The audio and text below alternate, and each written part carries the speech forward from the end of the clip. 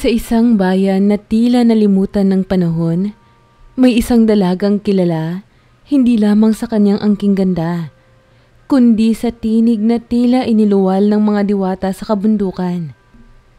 Siya si Alina, isang simpleng dalaga na taga-sityo mapayapa, mapagpakumbaba, magalang, at may tinig na kayang patigilin ang hangin sa kalagitnaan ng hapon. Lumaki siyang kasama lamang ang kanyang ina na si Kamiling, na ngayon ay may sakit at hindi na makalakad. Araw-araw, tanga ng basket ng halamang gamot at konting tinapay, tinatahak ni Alina ang masukal na kagubatan sa likod ng kanilang tahanan. Doon siya kumukuha ng sangkap na panlunas sa karamdaman ng ina. Ngunit higit pa roon, doon siya umaawit, sapagkat sa gubat lamang, walang umusga, walang umiimik, nakikinig lamang ang mga puno at ibon, at ang kanyang tinig ang tanging musika. Isang hapon, habang dumadaloy ang ginintoang liwanag sa mga sanga ng punong nara, umawit si Alina ng isang lumang kanta na itinuro sa kanya ng kanyang lola. Hindi niya alam, iyon ang hudyat ng pagbabagong magpapabago sa takbo ng kanyang buhay. Habang inaawit ni Alina ang huling linya, biglang napansin niya ang hangin ay tumigil. Ang mga ibon, tumahimik. Ang lupa, gumalaw. Sa kanyang harapan ay may isang malaking bato na noon ay parang ordinaryong bato na balot ng baging. Ngunit ngayon, unti-unting nagkakaroon ng bitak. Tila isang malaking itlog na may nabubuong nilalang sa loob. Dahan-dahang lumitaw mula sa loob ng bato ang isang lalaking natutulog. Matangkad, maputi ang balat na tila hindi inaabot ng araw. At may buhok na kulay pilak na mahaba at alon-alon. Ang kanyang katawan ay balot ng sinaunang tela. At sa kanyang noo, may hugis sinag na marka. Tila ba hindi tao? Sino ka?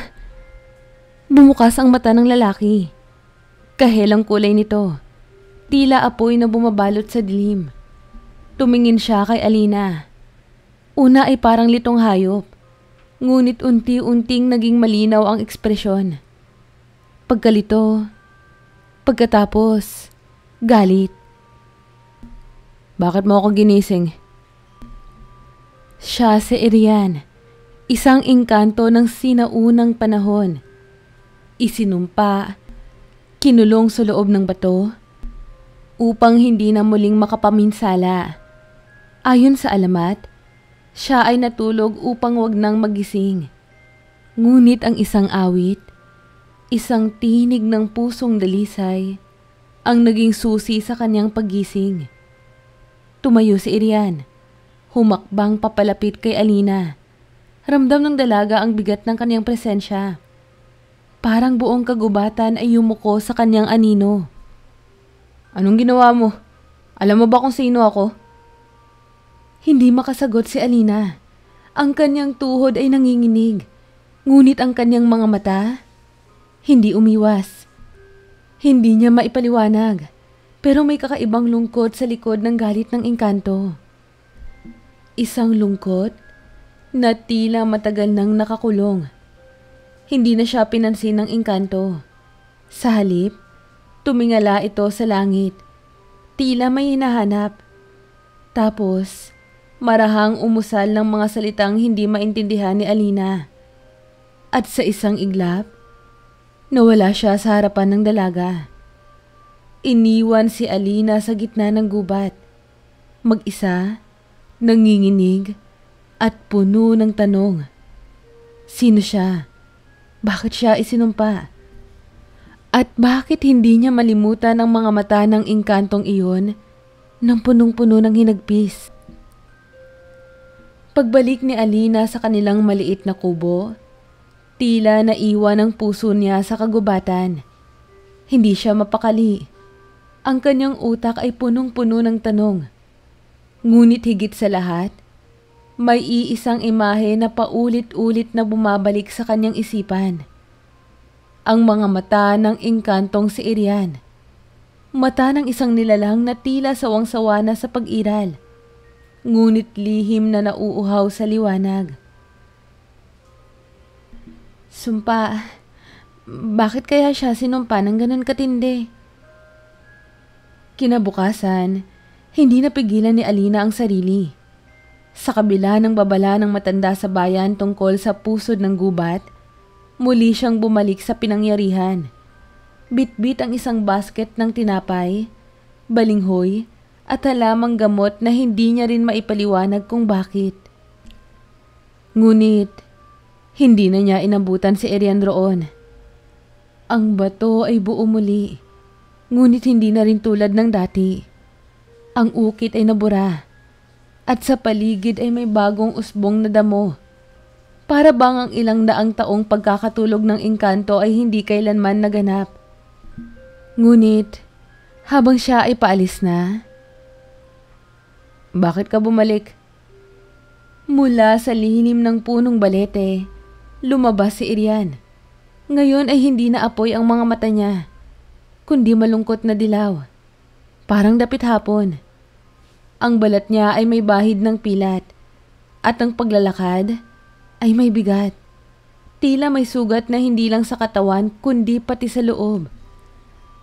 "Nagdala ako ng pagkain at gusto kong malaman kung ayos ka lang ba?" Hindi nakasagot agad si Irian. Tumingin siya sa pagkain, sa tinapay, at pagkatapos ay sa mukha ni Alina.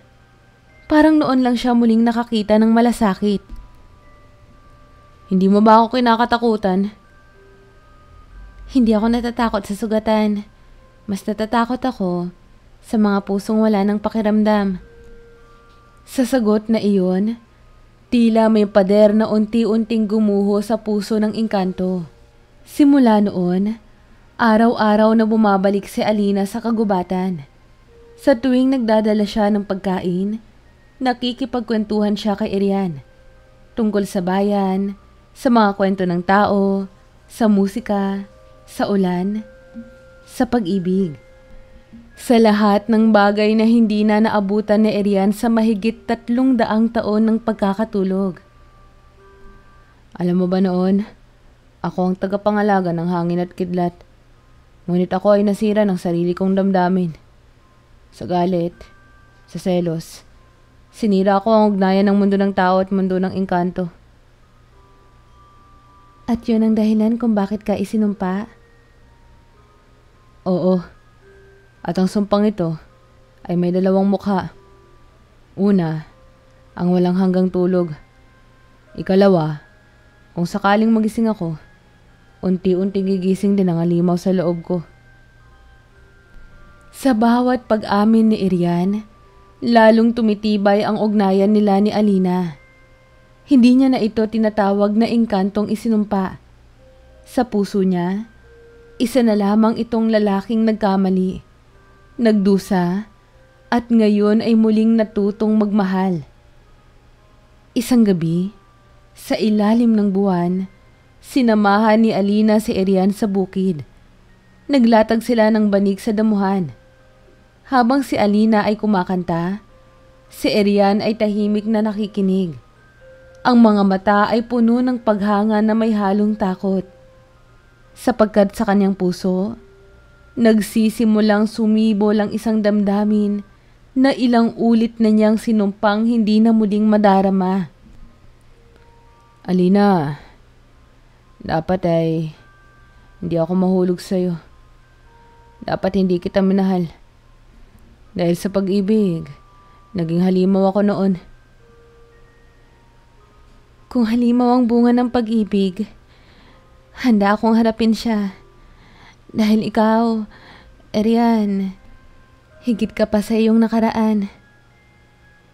Ngunit sa malayo, sa pinakailalim ng kagubatan, may mga ugat ng lupa na nagsimula ng kumilos. Sa ilalim ng lupa, sa kailaliman ng diwa, may nagigising. Hindi lamang si Irian ang muling nabuhay, kundi pati ang kasamang dilim na matagal niyang nilabanan. At sa panibagong pag-ibig na ito, nakataya hindi lang ang puso nila, kundi ang buong daigdig. Lumipas ang mga araw na tila mga pahina ng lumang kwaderno. Marupok, mapayapa, ngunit punong-puno ng kwento. Si Alina at si Erian ay tila dalawang kaluluwang muling pinagtagpo ng panahon. Araw-araw, nagsusulat sila ng alaala sa pagitan ng punong nara at mga bulaklak ng gabi. Sa bawat awit ni Alina, lumalambot ang puso ng engkanto. Sa bawat ngiti ni Erian, nahuhulog ang loob ng dalaga. Ngunit kung ang puso ay kayang bumuo ng pag-ibig, kaya rin kaya nitong magdulot ng kapahamakan? Isang araw ng linggo, inibitahan si Alina ng kanyang kapitbahay upang dumalaw sa bayan. Matagal na niyang hindi nararating ang kabayanan. Mga taong abala, mga tindang makukulay, at ang maliit na plaza kung saan dating tumutugtog ang mga lokal na musikero. Habang naglalakad, nadaanan ni Alina ang lumang bahay ng babaylan. Isang matandang babae na may puting buhok ang lumabas at tinapunan siya ng malalim na tingin. Ikaw ang batang umaawit sa gupat, hindi ba? Ha? Opo, kilala niyo po ako? Hindi ikaw. Ang tinig mo. Yan ang tinig ng dalagang itinakdang gisingin ang isinumpa.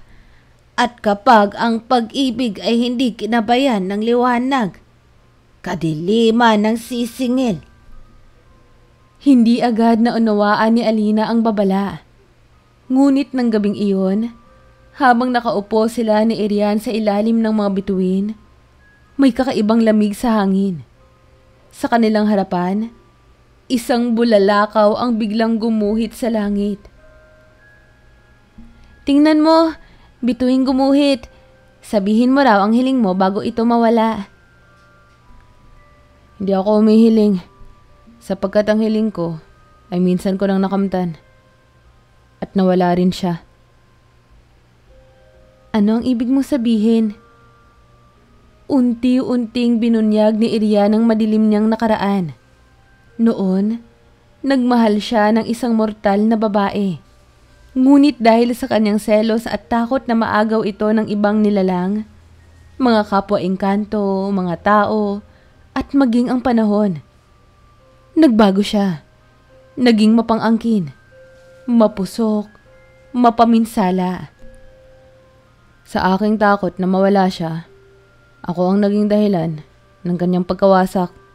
Sinumpa ako ng aking sariling bayan, hindi lang upang matulog, kundi upang matutong muli kung paano magmahal nang hindi sinasaktan. Napaluha si Alina, hindi sa takot, kundi sa sakit na kanyang naramdaman mula sa kwento ni Erian. Hinawakan niya ang kamay nito, malamig na parang ambon ng Desyembre. Hindi kita huhusgahan sa kahapon. Ang mahalaga sa akin ay kung sino ka ngayon. Ngunit Alina, sa pagmamahal na ito, may kapalit. Dahil habang lumalalim ang damdamin ko sa'yo, ang halimaw sa loob ko ay unti-unting nagigising. Sa di kalayuan, sa kagubatan, may mga hayop ang nagsimulang magtakbuhan. Ang mga bulaklak ay nalalanta kahit gabi. Sa pinakailalim ng lupa, may mga ugat na gumagapang, may huni ng mga nilalang na hindi dapat magising. Ang mga bituin sa langit, isa-isa ring naglalaho sa ulap. Isang senyales, isang babala. Hindi na lamang basta alaala ang halimaw sa puso ni Erian. Ito'y nagigising. At kung tuluyang bumalik ang dating Erian, hindi na ito ang engkantong minahal ni Alina. Sa unang tingin, tahimik pa rin ang gubat. Sa araw, tila walang pagbabago. Mga ibong kumakanta, mga dahong sumasayaw sa ihip ng hangin, at ang araw na bumabagsak sa balikat ng mga punong nara. Ngunit sa ilalim ng lupa, sa pinakailalim ng puso ni Erian, may puwersang unti-unting gumigising. Hindi ito kagaya ng pag-ibig. Hindi ito kagaya ng pag-asa. Ito ay halimaw na binuo ng galit, hinanakit, at pagkabigo. Mga damdaming matagal na niyang nilibing. Ngunit muling sumisiklab, muling nagigising. Habang lalong lumalalim ang damdamin ni Erian para kay Alina, lalong humihigpit ang hawak ng sumpa. Sapagkat ang kanyang puso, kahit nagsisimulang magmahal muli, ay hindi pa rin lubos na malaya. At sa bawat sulyap niya kay Alina, sa bawat halakhak nito, sa bawat pagtitig, may takot siyang naramdaman. Takot na baka mawala rin siya. Takot na maulit muli ang lahat. At sa unang pagkakataon, hindi niya na naitago. Alina, huwag ka na munang bumalik bukas. May bagay lang akong kailangang ayusin sa sarili ko. Anong ibig mong sabihin? May masama bang nangyayari? Masama. Ang bumabalik sa akin. At hindi ko alam kung hanggang kailan ko pa ito mapipigilan. Ngunit hindi sumunod si Alina. Kinabukasan, muli siyang bumalik. Hindi niya matiis ang ideyang nag-iisa si Erian sa laban nito na hindi niya maunawaan. Sa kanyang pagdating, nakita niya ang engkanto. Nakaluhod, pawis na pawis. Ang mga kamay ay nakabaon sa lupa at ang mga mata hindi na sa kanya nakatingin. Umalis ka na! Tumayo si Erian at sa isang iglap, nagbago ang anyo niya. Ang balat niyang parang marmol ay naging itim na parang abo. Ang buhok niyang pilak ay nagniningning ng pula. Sa kanyang likuran, sumulpot ang mga aninong tila pakpak. Hindi ng anghel, kundi ng nilalang mula sa madilim na panaginip. Ang kanyang mata, wala ng dilaw, wala ng apoy, kundi puro kadiliman. Erian, ako to si Alina. Pakiusap po, labanan mo. Hindi na siya sumagot. Bagkus, tumili ang engkanto. Isang hiyaw na yumanig sa buong kagubatan. Nagliparan ng mga ibon. Nagtakbuhan ng mga hayop. Ang mga halaman, namatay sa isang iglap. Si Alina, sa kabila ng takot, ay nanatili. Lumuhod siya sa lupa. Isinara ang mga mata. Inalala ang huling ngiti ni Erian.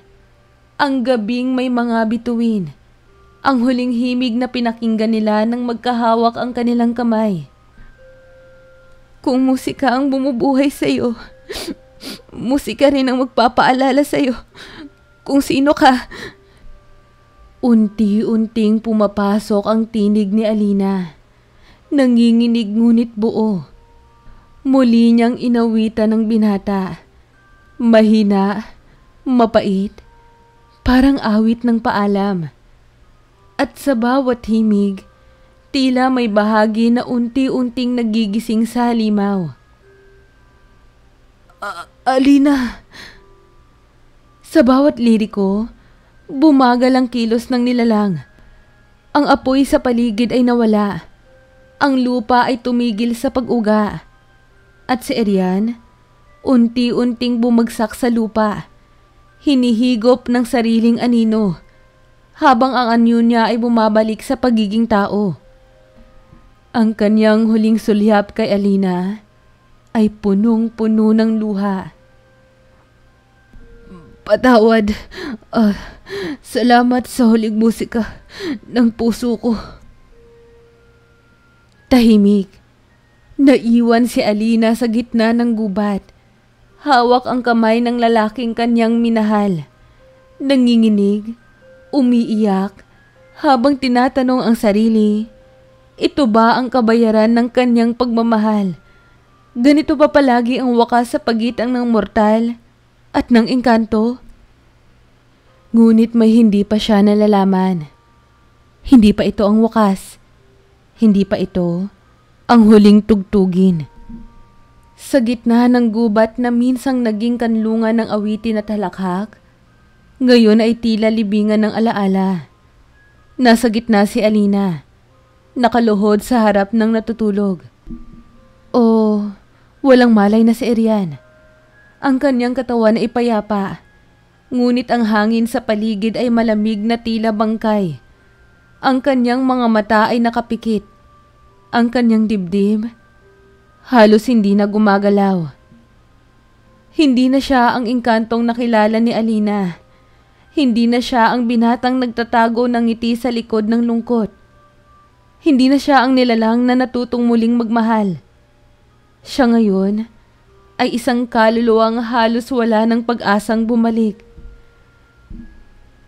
Bakit kailangan mo labanan to ng mag-isa? Bakit hindi mo ko hinayaang tulungan ka? Akala mo ba hindi ko kakayanin? Ngunit walang tugon, walang bulong, walang galaw. Tanging ang malamig na hangin ang sumasagot, umiikot sa kanyang paligid, na tila ibinabalik ang bawat alaala. Ang mga alaala ay parang musika rin. Kapag wala na ang tao, sila na lamang ang natitira. At sa gitna ng kanyang pagkawasak, may isa na lamang siyang alam na paraan upang iparating ang huling mensahe. Ang awit ng pamamaalam. Dahan-dahang umawit si Alina. Hindi ito kasing lakas ng dati. Ito ay mas mababa, puno ng pangungulila. Bawat nota, parang pagpunit sa sariling dibdib. Hindi ito isang awit ng pag-asa. Hindi rin ito isang himig ng tagumpay. Ito ay awit ng pagkakawalay, ng isang pusong handang magparaya. Kahit pa, ito ang huling pagkakataong magkatabi sila. Umiiyak na sinasambit ni Alina ang mga awitin na may lirikong, kung kailan ka natutong magmahal, doon ka rin kinakailangang mawala.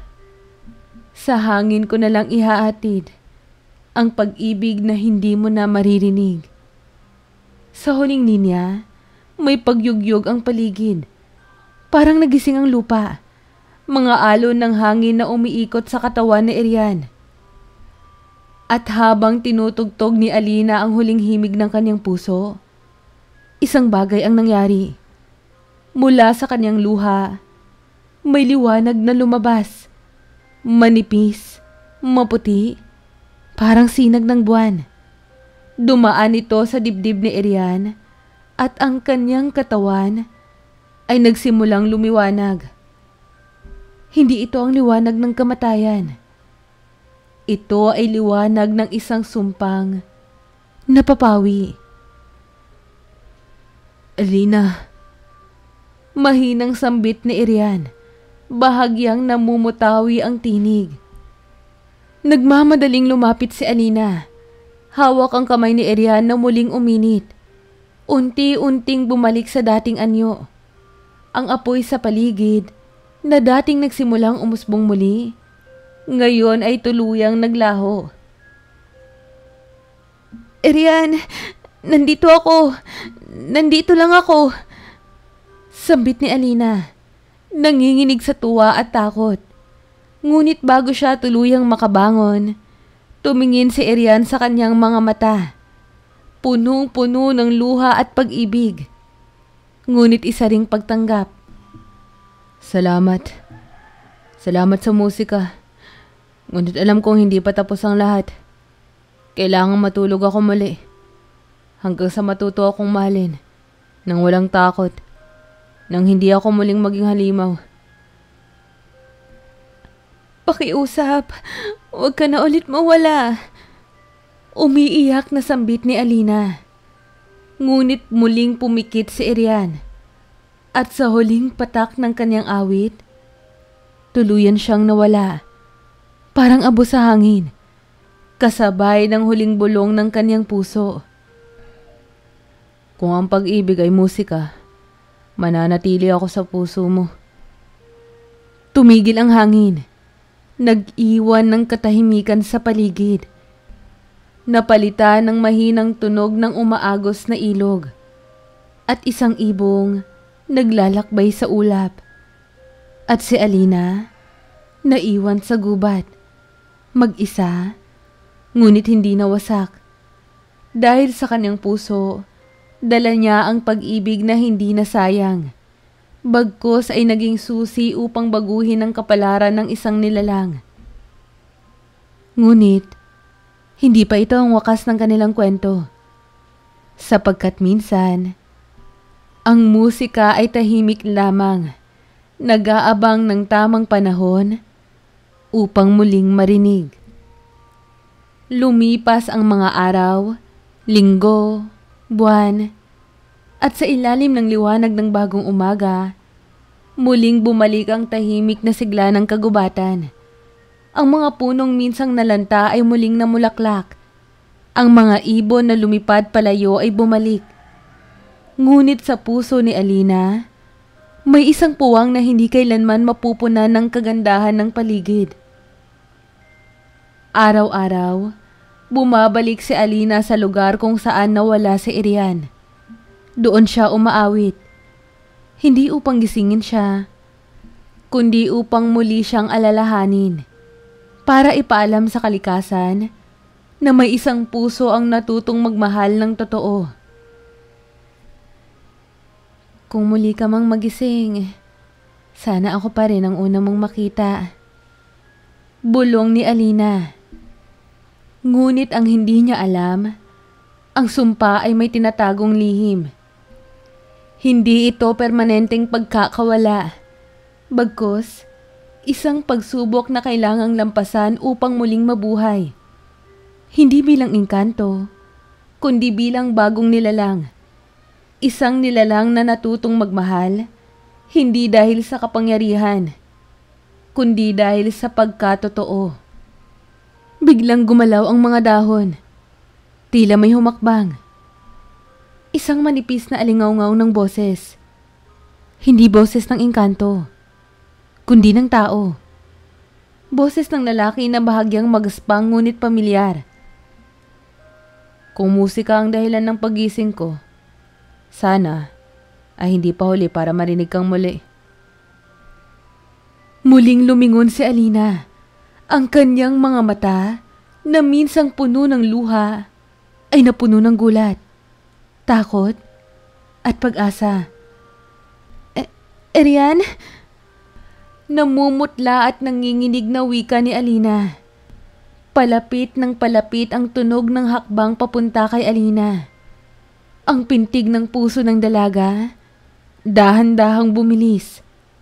Ngunit ang lalaking nasa harapan niya ay hindi na ang engkantong may pilak na buhok o matang naglalagablab. Isa siyang mortal. May balat na kayumanggi, may sugat sa balikat, at mga matang puno ng liwanag. Hindi na ako ang dating Irian. Isinuko ko ang kapangyarihan upang manatili sa mundong to. Sa tabi mo. Napahagulgol si Alina. Hindi niya inakala na ang musika ng kanyang puso ay hindi lamang nagkakapagpagaling. Nakalikha rin ito ng panibagong buhay. Paano to nangyari? Ang huling awit mo ang nagtulak sa akin na lumaban. Hindi sa sumpa, kundi sa sarili kong takot. At nang tuluyan akong mawala, isang bagong pintuan ang bumukas. Pinayagan ako na mamuhay bilang isang ganap na tao. Kung handa akong isuko ang lahat para sa pag-ibig. At sa unang pagkakataon, niyakap ni Alina si Irian. Hindi bilang engkanto, hindi bilang kwento ng alamat, kundi bilang tunay na tao. May kahinaan, may puso, at may pangakong hindi na siya iiwan. Mula noon, si Erian at Alina ay nanirahan na sa paanan ng bundok. Nagtayo sila ng maliit na tahanan sa tabi ng ilog. Ang lugar kung saan unang nagtagpo ang kanilang musika at tadhana. Sa paligid ng kanilang bahay, may mga bulaklak na hindi nalalanta. At gabi-gabi, umaalingaw-ngaw ang tinig na Alina. Hindi para gisingin ang engkanto, kundi para ipagdiwang ang kanilang pag-iibigan. Sapagkat, minsan, ang sumpa ay hindi upang sirain ka, kundi upang subukin kung kaya mong manatiling totoo. At ang tunay na himig ng pag-ibig ay hindi ang simula, hindi rin ang wakas, kundi ang awit na paulit-ulit mong pinipili na kantahin sa kabila ng lahat.